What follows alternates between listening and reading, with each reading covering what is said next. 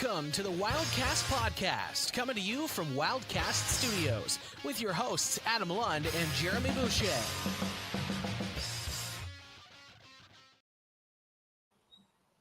Welcome into Wildcast Makeshift Studio 2.0 at the Comfort Inn in Rimouski for the Wildcast Daily Show.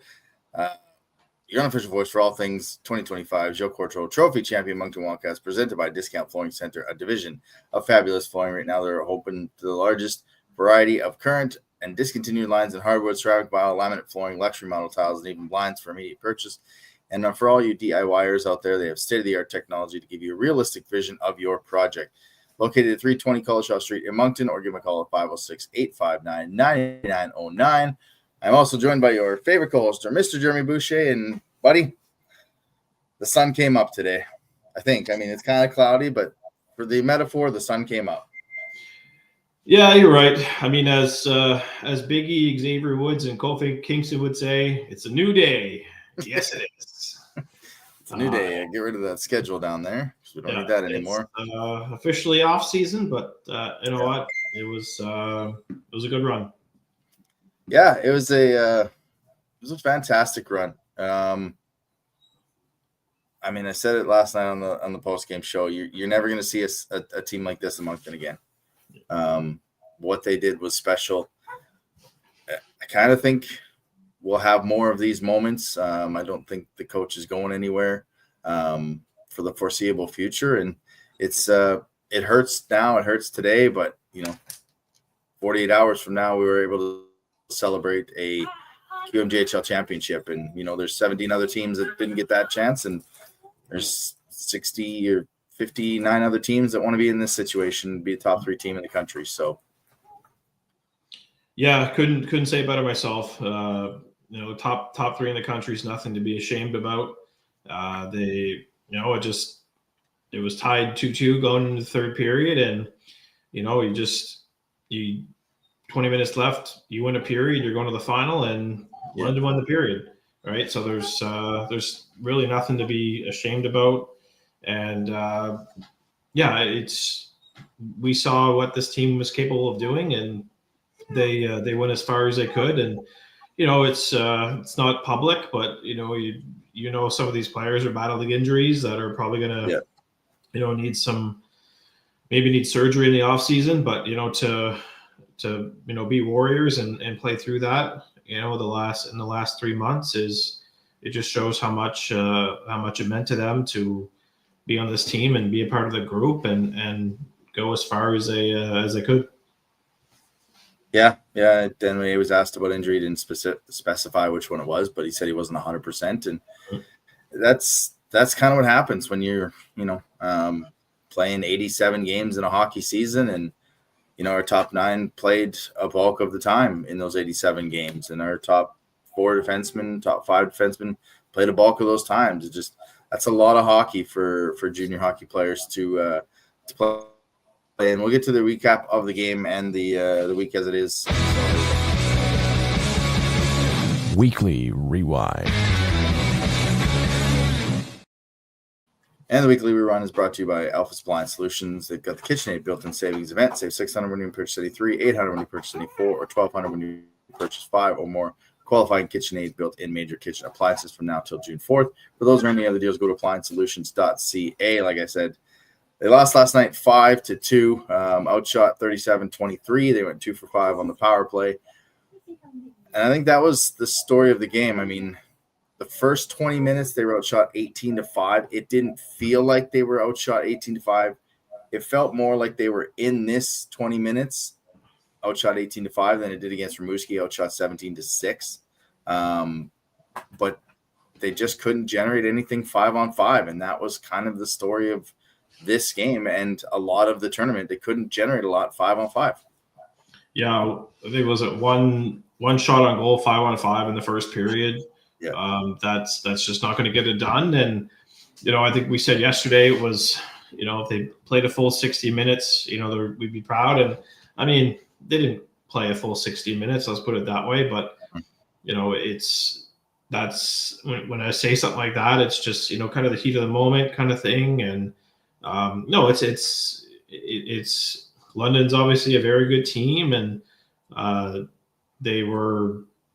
I think each team was hungry to win that game and get into the final. And you don't want to get too much in the game. I want to look past it as much as possible right now. And but it's tough pill to swallow. I think I stared at the TV for 20 minutes after the game, even though like the TSN broadcast had went off the air. I was just staring at the TV for 20 minutes, just thinking, is there another period coming or something like that? And, it just didn't sink in that it was over. And,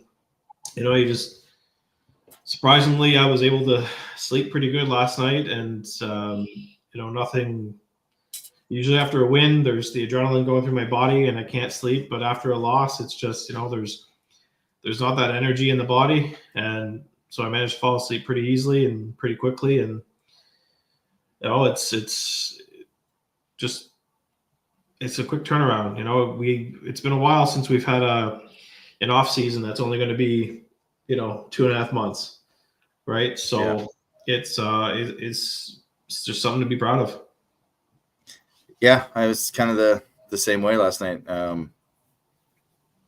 Was in did the press conference and stuff, and then went out to the car and just kind of sat there for 10 minutes because I didn't want it to be over. The finality of it, it's just, that's it. The team's got 2 hours to get out of town, which is, you find that out was pretty crazy, but it's just like, you just don't want it to be over. It's just, it ends so quickly. And, you have the highs, I think Russo said it, the highs of winning a championship and eliminating Rimouski. And then just, 48 hours later, it's just, that's it. And, we talked about playing a full 60 minutes and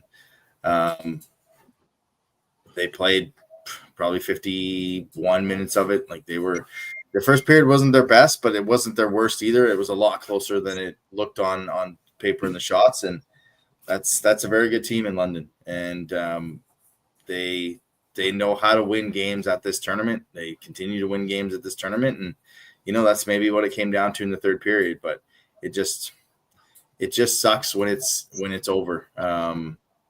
We'll go to the goals. Denway did get off the snide. He had a nice snipe on the power play, and then we'll show the final goal of the 2024-2025 season. Collard versus O'Reilly. The puck is controlled by Moncton. Moran off for Denway. Steps in, scores! There it is. Caleb Denway, first of the tournament on the power play. Draws Moncton level at 1.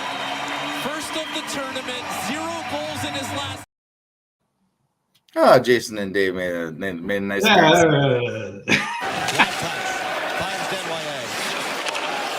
Gill tries a shot and scores!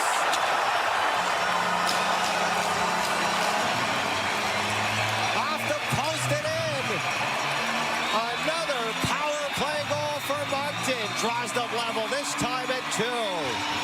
Take advantage of your opportunities. It's the third goal of the Memorial Cup for Dylan Gill. That ting off the post and going in was the theme of the night. I think they hit like 3 other posts that didn't go. I know Moran ripped one right off the crossbar. That's how close it is. I mean, Moran's puck goes down instead of going up. It's a different game. I think against Rimouski, Johansson pulled one off the goal line. Last night, someone from London pulled one off the goal line. It was good to see Denway get one. I thought he was energized after that goal. Not that he's a guy that needs energy to play a game like this, but once he scored, he had a lot more juice. But it's just the nature of the beast. I mean, we hit 3 posts. Could have easily gone our way. No, 100%. It's just the way she goes, right? I'll quote the Trailer Park Boys right now. I know you didn't watch, for some reason, Adam, you didn't watch the Trailer Park Boys growing up. Aren't big in Alberta. I don't know. Some people will be surprised, but that's the way she goes. That's the fucking way she goes. It's all you can do. You're right. Woolley pulled that puck off the goal line last night, and if it wasn't for Johansson doing the same thing for us, we probably weren't playing last night, and there's not much you can do. It's you just got to look at it, and I know the players are probably a little disappointed, but the fans, we got to be the ones that kind of boost their spirits and let them know that it was a good season, and there's nothing to be ashamed about, and hang your heads high, hold your heads high, because it's been a season we haven't seen like this in a while. It's really 2010. But we didn't get a Memorial Cup win in 2010, right? Yeah. Goddamn food poisoning. And, so it's been 2006 since we've seen this team win a game at the Memorial Cup. So it was, to get the monkey off the back was nice. And it just wasn't meant to be. And, I think if we have a chance to bump into Mr. Irving on Monday night, maybe we'll ask him if, in a few years, if we'll see this event at the Avenir. So maybe if that's we can maybe get some insider information if we manage to get a microphone in his face. Yeah. I think that would be a wonderful plan to have this tournament there. And there's nothing to be ashamed of in this season. They gave it everything they had for 87 games. They just didn't get 88 of them. But again, you can't hate the effort. We'll get into more of the full season and recap and everything in draft show this week, which is crazy to think. But I don't know if you'll agree, but I think the 3 stars of this tournament for Moncton were Dylan Gill, Gabe Smith, and Matthias Rousseau. Oh God, yeah. We're not playing last night if it wasn't for Rousseau. We're not playing last night if it wasn't for Gabe Smith's game on Wednesday. And Dylan Gill was just kept us alive in the first 2 games. Yeah. So it's easily the 3 stars of for the team in the Memorial Cup, by far. And I think if you look at I don't know if we're going to talk about the final on Sunday or not. Yeah, we can cover real quick. Go Tigers! I think I'll take a quote out of Gardner McDougall's playbook. When he was asked after the Rouen series, do you have a preference on who wins, who you faced in the final? He said, I'm not going to say who I want to face, but I think who I want to face. And that was obviously in regards to the Shawinigan and Rimouski series. And I'll say the same thing. I'm not going to say who I want to win, but I think who I want to win. Yeah. I will not take that quote, and I will unabashedly say, go Tigers. Everyone outside the London market is cheering for you. I said that to James Tubb with the Medicine Hat News last night, sitting beside him. I said, you have one job, and that is not to let this effing team win a championship in Rimouski. That's it. That's your only job. The London Knights last year lost. They brought a better team back this year. I would love to see them go 0-4 in the 2 years if they've had a chance. So I'll be watching that one from home. As you can see, my wife going back and forth as she's packing because she is fucking done. Yeah, looking good, Layla. Looking good, honey, he says. 9 days in We're out the background, so I'm doing the yeoman's work of taking care of Kiva. So she is done. And again, couldn't do the show without her. Couldn't do the show without you, Mr. Boucher. So thanks for jumping on every day. Obviously, especially today. It was a tough one to be on, but again, you can't take really any negatives. I'm not going to pick them apart. It's not the time for that. It's just an unbelievable season and an unbelievable week. Yeah, 100%. We'll be back on next week for our show in our Hawaiian shirts to kick off the off season. So the 2-episode off season, then we're done. 2-episode off season. We'll have Austin Robson from Puck Preps joining us for our annual first round mock draft. So I'm looking forward to that. I'll have some studying to do tomorrow. And I was gonna say, have you looked into the draft with the Memorial Cup and everything? Yeah, no, I haven't touched it. So I've got some work to do tomorrow and into Monday, and we'll see everybody at the celebration Monday night.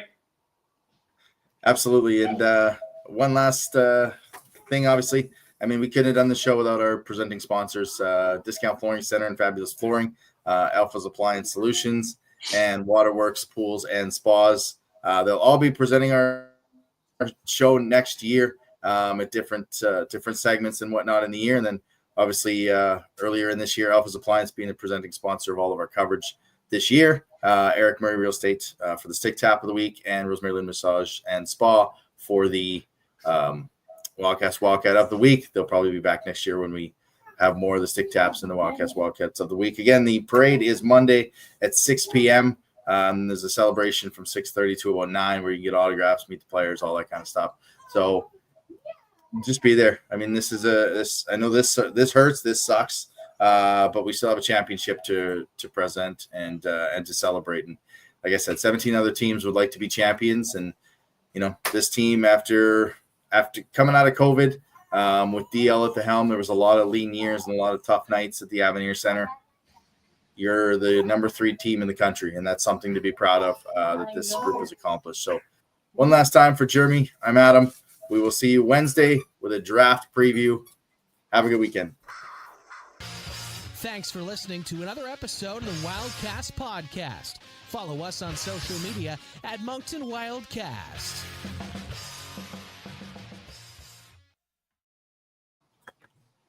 So,